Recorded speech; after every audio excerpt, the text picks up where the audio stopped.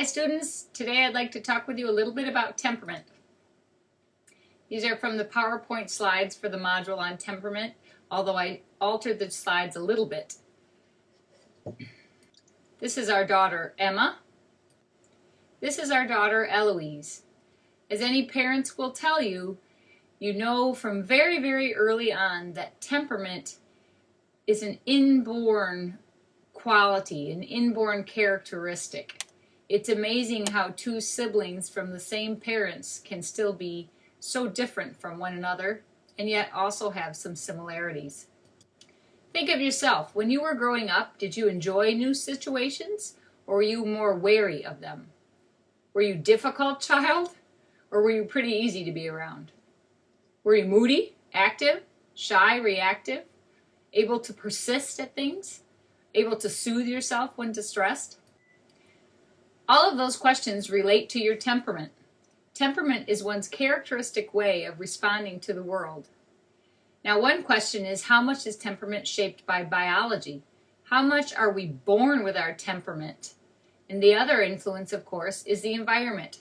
How much are we shaped by the people around us? In infancy, Thomas and Chess came up with infant categories: slow to warm up, easy, and difficult. Jerome Kagan has done work about shyness and boldness that he finds as early as 4 months of age, with remarkable predictability well into the teenage years. And those are sort of biological influences, the more innate side of temperament.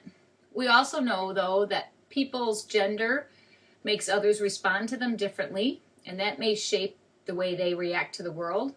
Culture certainly may play a role. Some cultures encourage children to be more independent and outgoing, and others do not.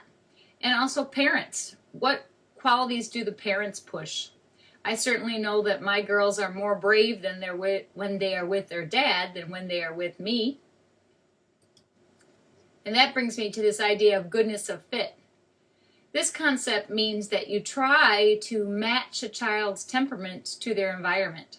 So, for example, if you have an extremely active child, don't take them to the library hour and expect them to be able to sit there quietly. You need to give them lots of outdoor and active play. A child who's very shy maybe needs to be encouraged gently to take the first step in a new situation. That's the idea of goodness of fit. Our last question is, how stable is temperament? It really seems to depend on the dimension, and you can review those dimensions in your textbook. Things like extreme boldness or extreme inhibition seem to be quite stable over time, and that's Jerome Kagan's work I was talking about previously.